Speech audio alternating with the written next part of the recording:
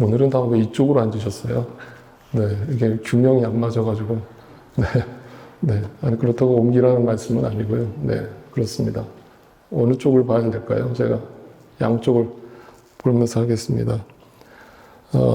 제가 이 본문을 가지고 1년 전에 한번 설교를 한 적이 있었어요. 그래서 오늘은 그때 제가 아주 자세하게 강해식으로 설교를 했었기 때문에 오늘은 강해식이라기보다는 조금 더 다른 관점에서 오늘 본문 말씀을 좀 여러분과 나누고자 합니다. 누가복음은 다시 말씀드리지만 사복음서 중에 하나고 복음서이기 때문에 근본적으로 누구 읽으라고 쓴 책이라고 그랬습니까? 네, 불신자들에게 쓴 복음서입니다. 그러면 쉽게 썼을 것이고 그 쉽게 썼다는 게 가볍다는 뜻은 아니고 뭔가 그들의 눈높이에 맞춰서 그들이 이해할 수 있게끔 복음을 설명하려고 애썼다는 것을 충분히 이해하게 됩니다. 그런데 중요한 것이 한 가지 있습니다. 첫 번째 수신자가 누구였다고요? 데오빌로라고 하는 이방인이었고 각하라고 호칭을 했습니다만 정확하게 이 사람이 어떤 신분이었는지는 알 길이 없습니다. 그러나 어찌됐건 고위직에 있었던 사람이었을 거라고 추측을 합니다. 다시 말하면 당시 헬라 시대 속에서 로마 제국 시대 속에서 고위직을 맡을 정도로 지식적으로나 경험적으로나 또 자신의 어떤 권위적으로나 모든 부분에서 완전 세상 사람의 극대화된 하나의 모델입니다. 그 데오빌로라고 하는 사람이. 그러니까 당시 시대 속에서 어떻게 그 고위공직자가 될 수 있었는가? 청렴결백해가지고는 올라가기 어렵겠죠. 저희 나중에 이제 뒷부분에서 삭개오에 대해서도 제가 나눌 텐데 어쨌든 그 시대 속에서는 높은 자리를 꿰찬다는 것은 절대 우연히 불가능한 일이고 실력만으로 불가능한 일입니다. 이것은 분명히 굉장히 겉모술수에 능하거나 그런 어떤 로비를 잘하는 사람이었을 거라고 예측이 됩니다. 그러니까 그것이 이 세상을 살아가는 지혜예요. 그런데 의사 누가가 그 데오빌로에게 예수님에 대해서 소개를 하면서 복음서를 써내려가면서 뭔가 이 사람이 가지고 있는 그 가치관에 정면으로 도전하는 게 있습니다. 네가 가지고 있는 그 가치관 있잖아. 세상에 쩌들어 있는 그 가치관 있잖아. 그걸 내려놓지 않으면 믿음이라는 게 시작도 안 할 거야. 라는 식으로 계속 똑같은 얘기를 사실 계속 반복하고 있는 겁니다. 뭘 얘기하냐면 너가 갖고 있는 세상적 가치관에 대해서 도전을 하는 겁니다. 그러면서 이제 계속 얘기가 나오는 게 다른 복음서에서는 언급조차 하고 있지 않는 시몬의 얘기라든지 안나라는 이야기라든지 또 예수님의 소년 시절 이야기라든지 이런 것들을 누가복음에 집어넣으면서 뭐라고 얘기를 합니까? 예수 그리스도는 네가 생각하는 것처럼 이 땅에 고위직을 꿰차려고 오신 분이 아니야. 이 세상의 왕이 되려고 오신 분이 아니야. 그분은 가장 낮은 모습으로 오셨고 그분은 비방받는 표적으로서 이 땅에 오셨고 모순과 역설의 표적으로 이 땅에 오셨어. 그러니까 너희가 생각하는 그런 정치적인 황제도 아니고 메시아도 아니야. 예수님은 구원자로 이 땅에 오셨어 라는 것을 설명합니다. 그러면서 그들이 가지고 있는 가치관을 어떻게 깨부수려고 하는가를 이제 유심히 들여다볼 필요가 있습니다. 여러분께 책을 한 권 소개를 해드리려고 하는데 이 책입니다. 한자로 쓰여져 있어서 좀 어려우실 텐데 무통문명이라고 써져 있습니다. 한글로 옆에 번역을 해놨죠. 고통 없는 문명. 이게 모리오카 마사히로라고 하는 일본의 유명한 철학자가 쓴 책인데 이 책의 내용이 참 재밌어요. 이런 내용입니다. 이 세상을 어떻게 꼬집고 있느냐. 믿는 사람 아닙니다. 이 사람. 안 믿는 사람이에요. 무통 문명, 고통 없는 문명은 고통을 극도로 싫어하고 회피하려는 현대 문명의 속성을 꼬집는 표현이다. 그 철학자가 이 세상을 봤을 때 지금 이 세상에 사는 사람들은 전부 다 편하고 싶어해. 고통받기 싫어해. 고통이라는 것 자체를 내 삶에서 빼버리고 싶어해. 이렇게 해서 무통 문명이라고 바라본 거예요. 그러면서 현대인들은 고통을 피하거나 완화하기 위한 산업을 발전시키면서 고통이 없는 유토피아를 추구하는 것이 특징이다. 그러고 보니까, 가만 생각해 보니까 그래요. 문명이라는 것 자체가 인간을 더 편리하게 만들고자 해서 만들었지만, 가만 생각해 보면 결국은 유토피아, 고통 없는 세상, 인간이 꿈꾸는 쾌락의 세상을 극대화하려는 것이 문명의 시작이라는 거예요. 그러면서 계속 이렇게 얘기합니다. 사람들은 쾌락을 찾고 고통을 피한다. 고통을 회피함으로써 사람은 신체적 욕망에 예속되는데 안전, 쾌적함, 편리함을 얻는 대가로 기꺼이 사회 시스템과 속박관계를 맺는다. 자, 크리스찬으로서 일주일을 살아갈 때에 우리는 이 무통 문명 세계 속에서 살아가는데 세상 사람들이 이 세상을 바라보는 시선은 이거라는 거예요. 고통받기 싫다는 거예요. 어떻게 하면 남들보다 더 편안하게, 안락하게 내 삶을 살아갈 수 있을까? 이걸 꿈꾸는 거예요. 크리스찬이라고 하는 사람들조차도 그걸 꿈꾸면서 살아갑니다. 그러니까 그러기 위해서 어떻게 해야 되냐면 이 세상 시스템과 속박관계로 들어가야 돼요. 그 세상 시스템에 동조해야 돼요. 거기에 동조하지 않으면 외톨이가 되거나 아웃사이더가 되거나 소외되겠죠. 세상 사람들하고 만나서 얘기할 때 얘기가 안 통하는 거예요. 자녀 얘기만 해도 벌써 얘기가 안 통하는, 나하고 완전 가치관이 다른 거예요.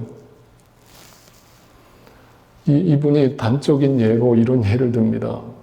인간의 본능 중에 하나가 해산의 고통이라는 게 있잖아요. 그죠? 모든 여성분들이 필연적으로 겪어야 하는 해산의 고통이 있습니다. 그런데 여러분 그거 아십니까? 이제 그 단어가 사라지고 있습니다. 이제 더 이상 여자들은 해산의 고통을 겪지 않습니다. 왜 그렇습니까? 주사 한 방이면 해결됩니다. 주사 한 방이면 애 낳는 것도 이젠 쉬운 일입니다. 뭐 쉽다라고까지 말할 수는 없지만 남자 입장에서 그렇게 말해서 죄송합니다. 그러나 예전에 우리 조상들이 해산의 고통을 겪으면서 자녀를 낳았던 거에 비하면 지금은 그 고통 자체가 없습니다. 지금은 이렇게 생각해 보면 우리의 세상은 결국 다 이 무통 문명 속에서 살아가고 있구나. 이것이 이 세상의 가치관이구나. 그 속의 가치관에서 살아가려면 그 시스템에 동조하지 않고는 살 수 없구나. 그러면 이 얘기를 제가 왜 드리겠습니까? 세상적 가치관이라고 하는 것이 왜 성경의 가치관과 정면으로 충돌하느냐? 성경의 가치관은 뭐라고 얘기합니까? 예수 그리스도를 위해서 고난을 겪어야 겪지 말라. 겪어라라고 얘기해. 여러분 오해하실까봐 부연 설명드립니다. 성경에서 말하는 고난이라고 하는 것은 두 종류가 있다고 그랬죠. 이 세상에 안 믿는 사람들도 다 겪는 고난이 있습니다. 그죠? 그거는 인생의 고난이죠. 근데 크리스찬이 됐다고 하는 사람이 단지 그 인생의 고난만 해결해달라고 하나님 앞에 기도한다면 잘못됐다고 그랬죠. 크리스찬이라고 하는 존재는 뭐예요? 굳이 내가 겪지 않아도 될 고난마저도 누구를 위해서? 예수 그리스도를 위해서 그 고난 속으로 뛰어드는 사람들을 말해요. 누가 그렇게 살았어요? 사도 바울이 그렇게 살았고 이 땅에 살았던 수많은 크리스천들이 자기의 목숨까지 내어 바치면서 복음을 전했고 교회를 지켰습니다. 그래서 우리가 2000년 동안 이 기독교 신앙이 여기까지 온 거예요. 그런데 오늘날 크리스찬들에게 가장 큰 문제가 뭐냐? 무통 문명 속에 들어가 있어요. 고통받기 싫어해요. 헌신하는 거 싫어해요. 내가 손해보는 거 싫어해요. 십자가 지는 거 싫어해요. 교회도 편하게 다니고 싶은 거예요. 이런 말씀 드리는 거 오해 없으시기 바랍니다. 왜 사람들이 오늘날 대형교회를 좋아합니까? 대형교회를 가면 내가 드러나지 않아도 돼요. 여러분 대형교회 가서 한 번만 예배드리고 와보세요. 다음 주에 한번 다 나가서 한번 예배드리고 오실래요? 어떻게 예배드리고 있는지? 맨 뒷자리에 앉으세요. 절대 앞자리에 앉지 마세요. 맨 뒷자리에 앉으면 다 보입니다. 뭐가 보이는 줄 아세요? 축도 전에 3분의 1이 빠져나갑니다. 예배 찬양 앞에 찬양할 때 안 들어옵니다. 찬양 끝날 때쯤 들어옵니다. 그래도 아무도 뭐라고 하지 않습니다. 제가 지금 율법적으로 얘기하는 거 아니에요. 신앙생활을 내 입맛대로 합니다. 내 편한 쪽으로 합니다. 고통 겪고 싶지 않습니다. 불편함 겪고 싶지 않습니다. 그러니까 작은 교회는 불편해요. 작은 교회 오면 내가 드러나야 되고 뭔가 헌신해야 되고 희생해야 되고 이런 게 부담스러워. 그러니까 저희 교회 오시는 분들은 대단한 분들이에요. 도대체 뭘 보고 오시는 거예요? 뭘 보고 오시는 거예요? 하나님의 은혜예요. 하나님의 은혜입니다. 그걸 아는 게 은혜예요. 그런데 우리는 그렇게 살지 않아요. 왜? 성경에 이렇게 얘기해요. 오늘날 시대만 그렇게 사는 게 아니고요. 계속 이 세상의 가치관과 하나님의 가치관이 충돌하는데 이 세상의 가치관은 이거예요. 디모데후서 3장 4절 하나님보다 쾌락을 더 사랑해요. 여러분, 쾌락이라는 게 다 나쁜 거예요? 나쁜 겁니까? 여러분, 쾌락이 즐거움이잖아요. 나한테 영어로 보세요. 영어로 뭐라고 되어 있어요? Lovers of pleasure라고 되어 있어요. 나에게 오는 기쁨. 그게 다 죄입니까? 나는 이 세상에서 늘 고통만 겪어야 돼. 그러면 그게 뭐가 되는 거예요? 금욕주의가 되는 거잖아요. 성경은 금욕주의를 가르치지 않잖아요. 그죠? 인간에게 준 기본적인 쾌락이 있는 거예요. 그게 나쁜 게 아니에요. 근데 이게 여기서 중요한 단어는 뭐예요? 그 쾌락보다, 하나님보다 쾌락을 더 사랑해요. 그럼 뭐의 문제라는 거예요? 우선순위가 바뀌었어요. 어느 순간 하나님은 뒷전이 돼버리고 내 즐거움이 우선순위가 돼버려요. 교회를 다니는 이유도 전부 다 쾌락이에요. 내 쾌락, 내 만족, 그게 채워지지 않으면 언제든지 교회를 떠나요. 이거예요. 그러니까 하나님보다, 하나님의 가치관보다 내 생각이 앞서는 거예요. 내 가치관이 앞서는 거예요. 그러니까 충돌하잖아요. 말씀을 들을 때마다 충돌하잖아요. 근데 그 충돌하면 불편하고 찔리는데 그 찔림도 이제는 대수롭지 않게 넘어가요. 그거를 성경은 뭐라고 얘기하냐면 양심에 화인 맞았다라고 얘기해요. 이제는 그런 메시지를 들어도 그때뿐이에요. 제가 이 얘기를 왜 드리는가 잘 보세요. 이것은 기독교 역사 속에서 끊임없이 나오는 문제인데 우리가 고린도 후서를 함께 묵상했습니다만 사도 바울이 이렇게 고린도 교인들을 향해서 이렇게 얘기하는 장면이 나왔죠. 11장 4절을 보세요. 어떤 사람들이 와서 교회 안에 들어와서 뭘 전해요? 우리가 전하지 않은 사도 바울이 가르쳐주지 않은 다른 예수를 전해요. 여러분, 다른 예수가 어디 있어요? 어떤 게 다른 예수예요? 네? 우선순위가 바뀌면 그게 다른 예수예요. 아시겠어요? 예수는, 진짜 예수는 뭐예요? 내가 하나님 앞에 순종하는 것이고 하나님 앞에 굴복하는 게 진짜 예수인데 그 우선순위가 바뀐 예수를 전해요. 그래서 예수님이 너를 위해서 희생한 거니까 네가 원하는 쪽으로 선택하래요. 너의 즐거움을 위해서 선택하래요. 그러면서 다른 영을 전해요. 다른 복음을 전해요. 그러면서 성경을 전하면서 기복적인 말씀만 전해요. 기복이라는 게 뭐예요? 복을 구하는 건데 그 복은 누구에게 유익한 거예요? 나에게 유익한 거예요. 그 지난주 말씀, 제가 아침 묵상에서 말씀 나눈 것처럼 욥기서 8장 7절 네 시작은 미약하였으나 나중은 창대하리라. 이거를 왜 한국 교인들이 베스트 5 성경 구절로 삼는다고 그랬어요? 그 구절만 딱 떼가지고 나에게 유익한 쪽으로 소화를 시켜버리는 거예요. 믿어버리는 거예요. 또 있죠. 베스트 5의 성경 구절 또 있어요. 한국 사람들이 제일 좋아하는 성경 구절. 요한 3서 2절 말씀 뭐예요? 내 영혼이 잘됨 같이 범사에 잘되고 강건하기를 원하노라. 뭐야? 삼박자 축복이라고 들어보셨죠? 내 영혼의 복, 물질의 복, 건강의 복 하나님이 채워주신다는 거예요. 여러분 물론 이 말에 오해 없이 들으세요. 이 삼박자 축복을 주장하신 목사님이 계시죠. 여러분 다 아실 겁니다. 제가 굳이 이름을 밝히지는 않겠습니다. 근데 그 목사님이 목회하시던 시절이 어느 시절이었냐면 한국의 60년대, 70년대였습니다. 60년대, 70년대 다 아시다시피 그때는 가을만 되면 보릿고개를 넘어가던 시절이었고 정말 배가 고파서 어떻게 하면 이 배고픔을 해결해 보겠다고 한마디로 국가적으로는 새마을 운동이 시작되면서 잘 살아보세요. 우리도 한번 잘 살아보자. 우리 언제까지 이렇게 거지같이 살 거냐. 이 배고픔 좀 이제 좀 벗어나보자. 그런 시대였습니다.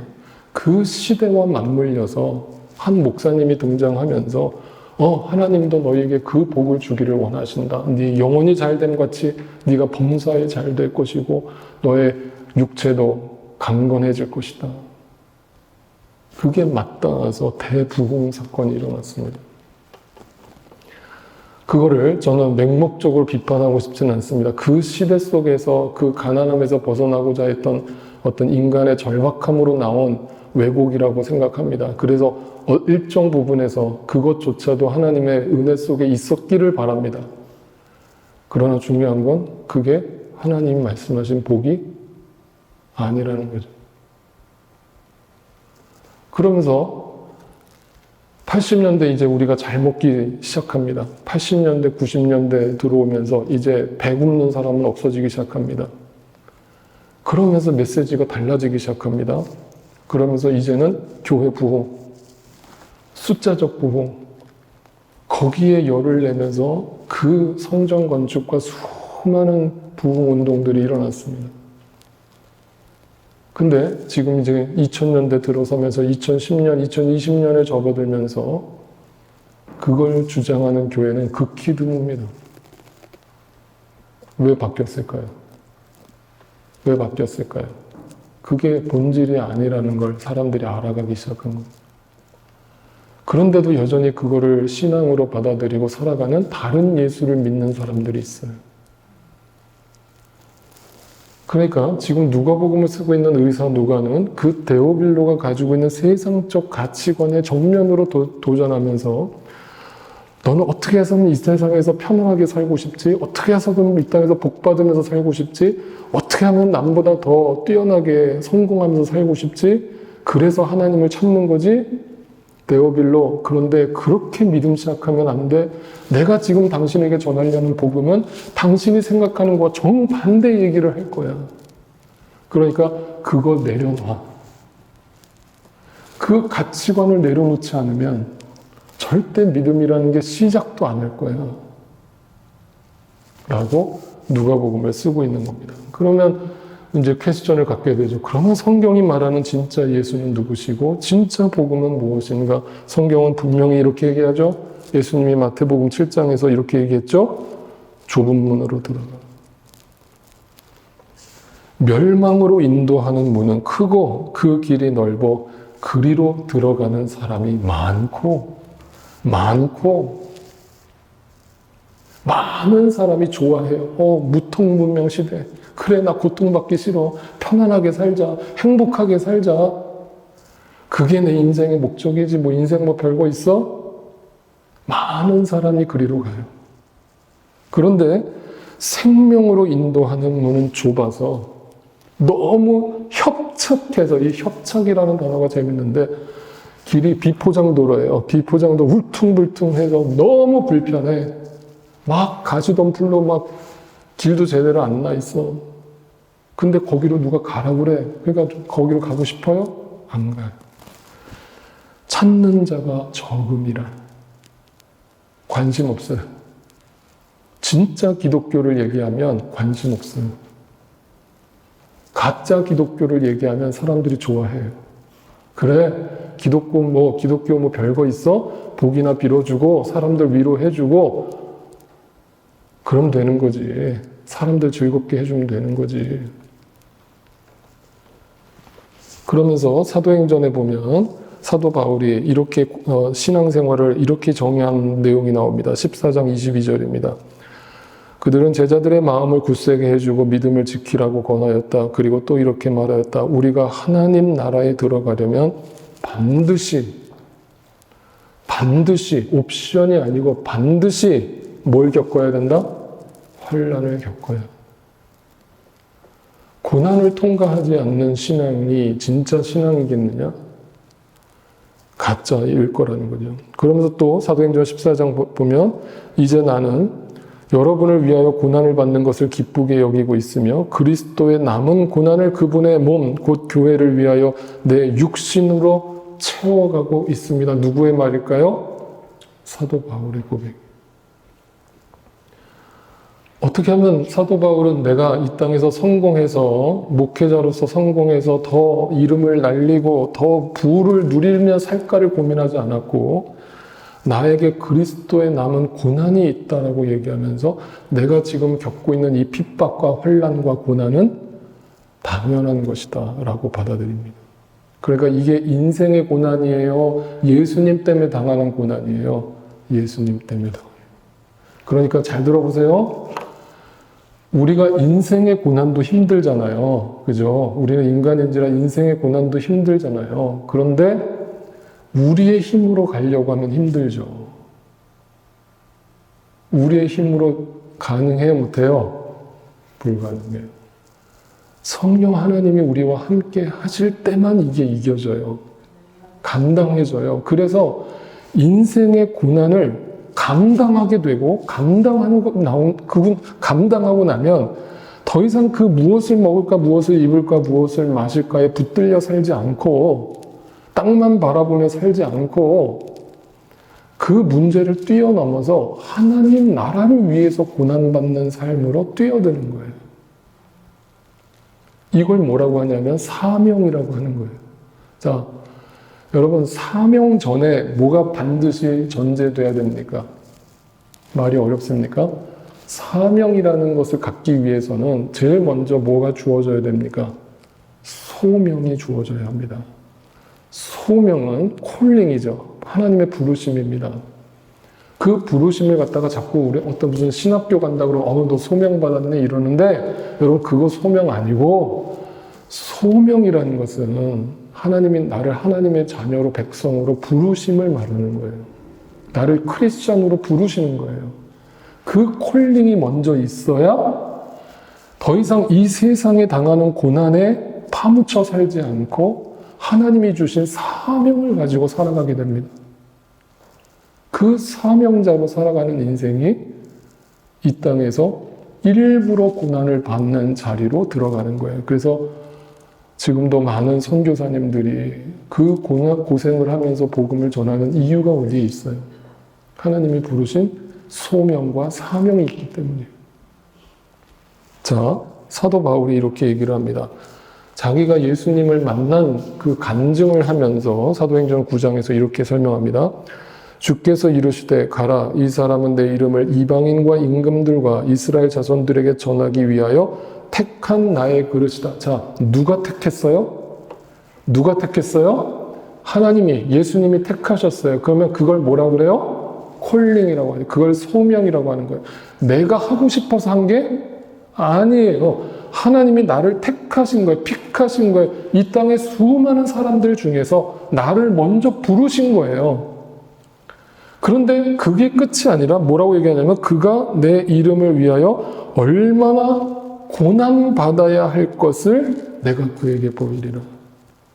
소명으로 부르셨는데 그 소명이 나에게 축복을 주기 위한 소명이 아니라 이 땅에서 고난받는 누구를 위해서? 예수를 위해서, 교회를 위해서, 하나님 나라를 위해서 고난받는 길을 위해서 나를 사용하시려고 나를 택하셔서 택한 그릇으로 삼으셨다.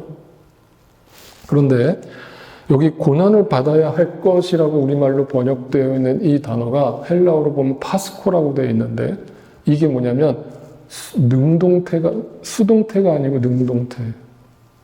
수동태로 쓰여져 있으면 어떤 뜻이 되냐면 내가 어쩔 수 없이 하나님께 끌려가는 것이 됩니다. 내가 고난 당하기 싫은데 하나님이 끌고 가시니까 고난 받을 수밖에 없는 어쩔 수 없는 상황에 내몰리는 걸 뜻해요. 그게 수동태죠.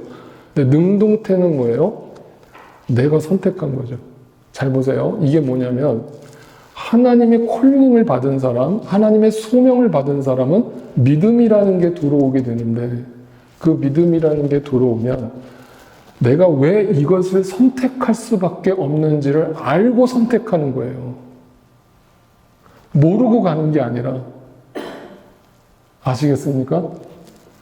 그러니까 간혹 가다가 전도사님들이 신학교 가서 아 이게 내 길이 아니었나 봐 하면서 졸업할 때쯤 가서 갑자기 딴 길로 전환하시는 분들이 있어요.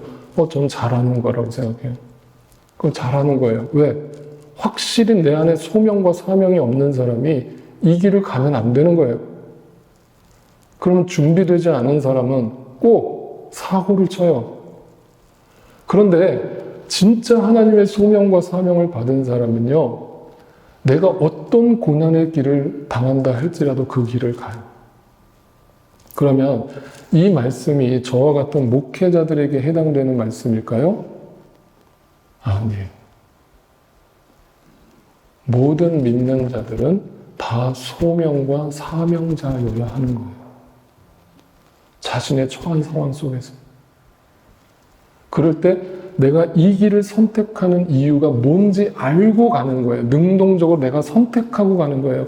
그러니까 능동적으로 내가 선택했다는 건 그걸 선택하지 않을 수 있는 다른 길도 있었다는 뜻이에요. 내 앞에. 그 길이 뭐예요? 넓은 길, 세상의 길. 분명 인간적으로 보면 이 넓은 길을 선택했을 때 나에게 어떤 복이 주어질까를 아는 거예요. 인간은 본능적으로. 근데 하나님의 부르심, 하나님의 택하심을 입은 사람은 하나님을 만났기 때문에, 하나님을 알았기 때문에 이 두 양갈래길에서 알고 이 길은 아니야, 이 길은 아니야, 이 길은 하나님이 원하시는 길이 아니야, 이 좁은 길을 가는 게 하나님의 뜻이야를 알고 선택하는 거라고요. 그러니까 능동적으로 그 고난의 길을 가는 거예요. 그 자가 불평이 있겠어요? 그 길을 가면서 아유 내가 미쳤다고 이 길을 선택했냐? 내가 미쳤다고 이 길을 가냐? 내가 왜 이 길을 선택했지? 바보 멍청이. 내가 그때 정신이 헷가닥댔어. 그때 정신을 붙잡았어야 되는데. 이렇게 말할까요? 아니요. 이 길을 갈 수밖에 없는 걸 알고 가는 거예요. 그래서 제가 지난주 아침 묵상에서 이렇게 했죠. 히브리서 11장 믿음장이죠. 그 모세의 인생을 이렇게 표현했죠. 믿음으로 모세는 어른이 되었을 때 바로 왕의 공주의 아들이라 불리기를 거절했어요. 넓은 길을 거절했어요. 오히려 그는 잠시 죄의 향락을 누리는 것보다 하나님의 백성과 함께 학대받는 길을 선택했어요. 이것도 능동태. 하나님이 보여주셨기 때문에, 하나님이 알게 하셨기 때문에 그 떨기나무 가운데 만난 하나님을 알고 내가 이 길을 능동적으로 선택해서 가는 거예요. 죽을 줄 알고 가는 거예요. 그러니까 모세가 죽음을 어떻게 맞이합니까? 하나님 나 좀 살려주세요 했습니까? 죽을 때? 40년 동안 그 말 안 듣는 이스라엘 백성들을 이끌고 광야를 성실하게 완주한 그 모세에게 하나님이 주신 이 땅의 복이 뭡니까? 바로 그 약속의 땅 가나안 땅을 목전에 앞두고 야 모세야 이리 와봐. 네 하나님 너 여기서 죽어라. 네 사명 다 했다. 너는 여기까지 수고했어. 이제 내려와. 하나님, 내가 40년 동안 그 가나안 땅에 발 한 번 디뎌보려고 내가 그 고통의 시간들을 견뎌냈는데 여기서 죽으라니요. 그런 억울한 말씀이 어디 있어요? 하나님, 나한테 그 정도 복도 허락 안 해주세요? 라고 하지 않았습니다. 아멘. 주님, 여기서 죽겠습니다. 저는 가나안 땅에 안 돌아가도 좋습니다. 이게 하나님의 계획이라면 여기서 죽겠습니다. 하고 기력이 쇠하지 않았고 눈이 창창하게 멀쩡했는데 느보산에 올라가서 모세는 조용히 죽습니다. 그리고 자기가 어디서 죽었는지조차도 백성들한테 알리지 않습니다. 그 위대한 지도자가 소리 소문 없이 사라집니다.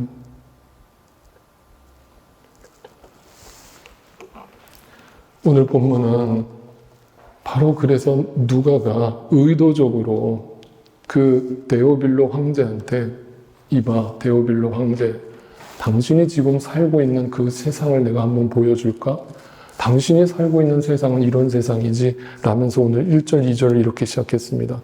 디베료 황제가 왕위에 오른 지 15대 해가 되었고 본디오 빌라도가 총독으로 유대를 통치하고 있고 헤롯이 분봉왕으로 갈릴리를 다스리고 있고 그 동생 빌립이 분봉왕으로 이두레와 드라고니 지방을 다스리고 있고 루사니아가 분봉왕으로 아빌레네를 다스리고 안나스와 가야바가 대제사장으로 있지. 여러분, 이스라엘 유대 땅이 우리 남한 대한민국 땅으로 비교하면 5분의 1밖에 안 되는 땅입니다.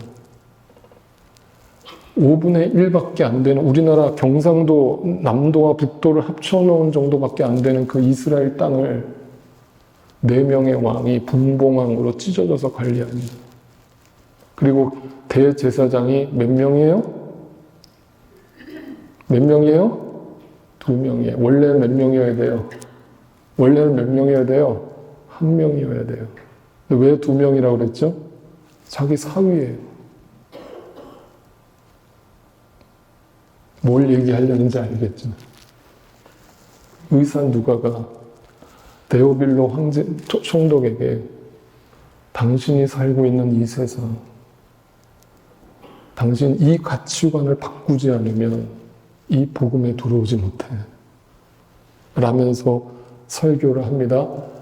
내가 당신한테 지금 알려주려는 건 예수님 이전에 그 예수님을 진리로 알아본 세례 요한이라고 하는 사람이 있었어.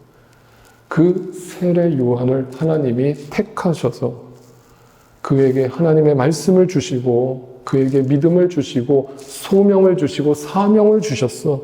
그래서 그가 어떻게 살았는 줄 알아? 라면서 2절, 3절을 이렇게 얘기합니다. 하나님의 말씀이 광야에 있는 사가랴의 아들 요한에게 내렸다. 사가랴의 아들이라고 일부러 그냥 세례 요한이라고 써도 되는데 의사 누가는 사가랴의 아들이라고 일부러 적어 넣었습니다. 왜 그렇습니까? 사가랴의 직업이 뭔데요? 제사장. 당시 제사장은 무조건 아들에게 세습하게 돼 있었습니다. 세례 요한이 바보가 아닌 이상 그냥 예루살렘에 아버지 곁에 있기만 하면 제사장 호칭을 받는 거예요. 그리고 당시 제사장은 사택까지 주어지고 엄청난 부를 누리고 있었어요. 그러니까 너도 나도 다 제사장이 되고 싶어가지고 바리새인들만 10,000명에 달했다고요. 종교가 타락하면 신학교가 부흥한다고요. 종교 지도자들이 많아진다고요. 왜 많아지겠어요? 그게 고생길이라는 걸 알고 왜 가겠어요? 뭔가 먹을 게 있으니까 가는 거 아니겠어요? 제가 너무 비판적으로 얘기하나요? 근데 그게 역사의 증거예요. 근데 세례 요한은 하나님의 부르심을 받았어요. 사명을 받았어요. 그래서 어디로 갔어요? 예루살렘을 박차고 나와서 광야로 갔어요. 그 광야, 여기서 사가랴의 아들이라고 표현한 두 번째 이유는 그 사가랴가 어떤 사람이었는가를 또 표현하고 싶었던 거예요. 그 사가랴가 어떤 사람이었어요? 앞에서 1장 6절에서 그 아버지 사가랴를 이렇게 설명했죠. 그 부모는 다 하나님 앞에서 의로운 사람이었다. 한마디로 뭘 얘기하고 싶은 거예요? 세례 요한은 하늘에서 갑자기 뚝 떨어진 게 아니야. 그 아버지의 그 아들이야. 그 부모의 그 아들이에요. 그 자식이야. 그 부모가 어릴 적부터 그 하나님의 말씀을 제대로 깨닫고 그 소명과 사명을 발견하고 그렇게 자식을 키웠으니 그 자식이 이 세상 쾌락을 쫓아 살겠어? 이걸 말해주려고 사가랴의 아들이라는 단어를 갖다 붙인 거예요. 그런데 요한은 광야에서 요단강 주변 온 지역을 찾아다니면서 회개를 선포하는 메시지를 전했던 거예요. 좋은 길을 갔던 것이죠. 이것이 크리스찬의 가치관으로 살아가는 사람들의 삶의 방식이에요. 이거를 우리가 온전히 받아들이지 않는다면, 네, 우리는 복음을 제대로 이해하지 못하는 것일 겁니다. 마지막으로 너무 얘기가 무거워서 네, 더 무거운 얘기를 하려고 그래요. 여러분, 배너라고 하는 영화를 제가 예전에 한번 소개해드린 적이 있었죠. 1959년에 만든 작품인데, 벤 허라는 게, 벤이라는 게 아들이라는 뜻이고 허라는 게 훌이라는 뜻이고, 훌의 아들이라는 이름의 제목의 영화입니다. 여기 주인공이 이제 찰턴 헤스턴이, 이제 지금은 작고하셨지만 찰턴 헤스턴이 주연을 해서 당시에 아카데미상 19개 상을 휩쓸어버리는 정말 당대에 가장 흥행했던 영화 중에 하나였습니다. 근데 이 배너라는 영화가 기독교 영화인 건 알고 계십니까? 네. 전 세계에 이 배너라는 영화를 안 본 사람이 없을 정도로 흥행을 했습니다. 이 영화를 저도 수십 번 봤는데 어릴 때 주말의 명화에서 항상 이걸 틀어줘가지고 참 지겹게 많이 봤습니다. 근데 이 영화를 볼 때마다 제가 잊혀지지 않는 어떤 장면이 있었어요. 그게 보통은 이렇게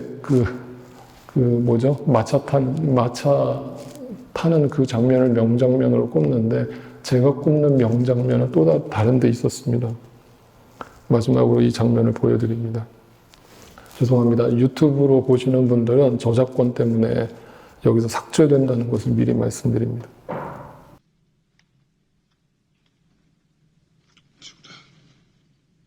Judah, let me explain something to you. Something you may not know. The Emperor is watching us. At this moment, he watches the East. This is my great opportunity, Judah, and yours too. If I can bring order into Judea, I can have any post I want, and you'll rise with me, I promise. And do you know where it can end? Rome! Yes, perhaps at the side of Caesar himself. I mean it, I mean it. It can happen, and this is the moment, Judah, I swear, this is the time. The Emperor is watching us, judging us. All I need do is serve him. And all you need do is help me. Serve him. You speak as if he were God. He is God, the only God. He is power, real power on earth. Not that.